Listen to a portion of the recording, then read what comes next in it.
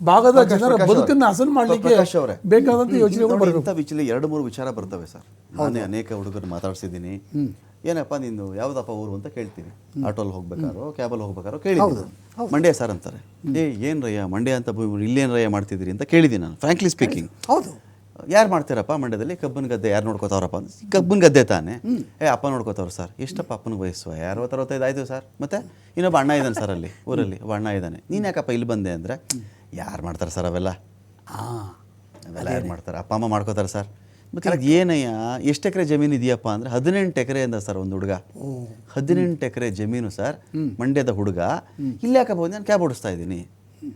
Cab loan ತೊಗೊಂಡಿದ್ದೀನಿ sir, ಓಡಿಸ್ತಾ ಇದ್ದೀನಿ. ಆ ಉದ್ಯೋಗ ಮಾಡಬಾರ್ದು ಅಂತ ನಾನು ಹೇಳ್ತಿಲ್ಲ.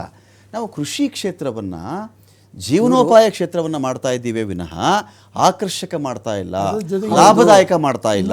ಖಂಡಿತವಾಗಿ ಅದರಲ್ಲಿ ನನಗೆ ಇಲ್ಲಿಗಿಂತ ಅಲ್ಲಿ ಆದಾಯ ನಂಗೆ ಜಾಸ್ತಿ ಇದೆ ಅಂತ ಅನಿಸಿದಾಗ ಆಬ್ವಿಯಸ್ಲಿ ನಾನು ಅಲ್ಲಿ ಮೂವ್ ಆಗ್ಬಿಡ್ತೀನಿ. ಇದನ್ನ ನಾವು ಮಾಡ್ತಾ ಇದೀವಿ ಅಂತ ನನ್ನ ಪಾಯಿಂಟ್. ಹೇಳೋದಕ್ಕೆ ಆ್ಯಡ್ ಮಾಡ್ತೀನಿ.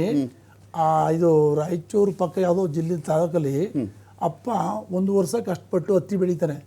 ಸುಮಾರು ಒಂದು 12-13 ಲಕ್ಷ ರೂಪಾಯಿ ಅವನ ಅಕೌಂಟಿಗೆ ಬರ್ತದೆ. ರಾತ್ರಿ ಅಕೌಂಟಿಗೆ ಬರ್ತದೆ, ಬೆಳಗ್ಗೆ ಅಕೌಂಟಲ್ಲಿ ಹಣೆ ಖಾಲಿ ಆಯ್ತದೆ. ಇದೆ ಜೂಜು ಆಯ್ತಾ?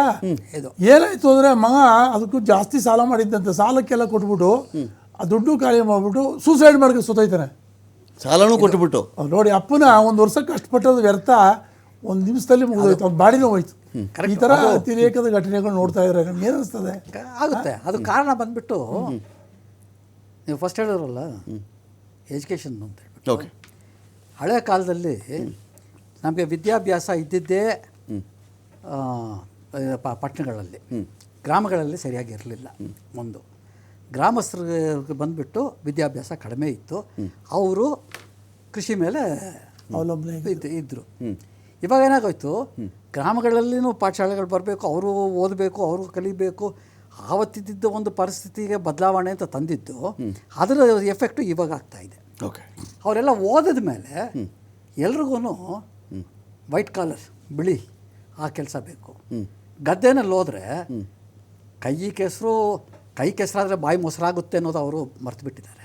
ಓಕೆ, ಸೊ ಹಳೆ ಕಾಲದಲ್ಲಿ ಕೈ ಕೆಸರು ಮಾಡಿದ್ರೆ ಬಾಯಿ ಮೊಸರು. ಇವಾಗ ಏನಾಗುತ್ತೆ, ಎಲ್ಲರೂ ಇಲ್ಲಿ ಬರಬೇಕು. ಇವಾಗ ನೀವು ಹೇಳಿದ್ರಲ್ವ, ಕ್ಯಾಬ್ ಡ್ರೈವರು ಅಲ್ಲಿ 18 ಎಕರೆ ಇಟ್ಕೊಂಡು ಇಲ್ಲಿ ಬಂದಿದ್ದಾನೆ ಅಂತಂದರೆ ಅವನಿಗೆ ಕೃಷಿ ಕೆಲಸ ಮಾಡೋ ಇಂಟ್ರೆಸ್ಟ್ ಇಲ್ಲ. ಯಾಕೆ? ಓದಿದ್ದೀನಿ ನಾನು ಗ್ರ್ಯಾಜುಯೇಟು, ನನಗೆ ಕಾರ್ ಓಡ್ಸೋಕ್ಕೆ ಬರುತ್ತೆ, ನಾನು ಯಾಕೆ ಆ ಗ್ರಾಮದಲ್ಲಿ ಇರಬೇಕು? ಇನ್ನೊಂದು ಏನು ಗೊತ್ತಾ, ಮುಖ್ಯವಾಗಿ ಕೃಷಿ ಕೆಲಸ ಮಾಡೋಕ್ಕೆ ಇಂಟ್ರೆಸ್ಟ್ ಇಲ್ಲ ಇರ್ತದೆ. ಕೃಷಿಕರು ಲಾಭ ಇಲ್ವಲ್ಲ ಮಾಡೋದ್ರಿಂದ, ಲಾಸ್ ಆಯ್ತು ಮಾಡ್ಕೊಂಡು ಸಾಲ ಮಾಡ್ಕೊಂಡು ನಮ್ಮಪ್ಪ ಇಲ್ಲ ಅಲ್ಲ. ಕೃಷಿನಲ್ಲಿ ಲಾಭ ಇದೆ, ಇವರು ತಪ್ಪಾಗಿ ಉಪಯೋಗಿಸ್ಕೊಳ್ಳೋದ್ರಲ್ಲೇ ನಷ್ಟ ಆಗ್ತಾ ಇರೋದು. ಪ್ರಕಾಶ್, ಅದು ಅಲ್ಲಲ್ಲ, ನಷ್ಟ ಆಗ್ತಾ ಇರೋದು. ಕೃಷಿನಲ್ಲಿ ಲಾಭ ಇದ್ರೆ ಕೃಷಿಕರು ವಲಸೆ ಹೋಗೋ ಪ್ರಶ್ನೆ ಬರಲ್ಲ. ಇಲ್ಲ ಕೂಡ ಲಾಭ ಇಲ್ಲದೆ ಇದ್ರೆ ವ್ಯವಸಾಯ ಮಾಡಿರೋ ಗೊತ್ತಿಲ್ಲ, ನನಗೆ ಗೊತ್ತಿದೆಯಲ್ಲ. ನಾನು 40 ವರ್ಷದಿಂದಲೂ ವ್ಯವಸಾಯ ಮಾಡಿದ್ದೀನಿ, ಈಗ ಮಾಡ್ತಾ ಇಲ್ಲ ಬಿಡಿ.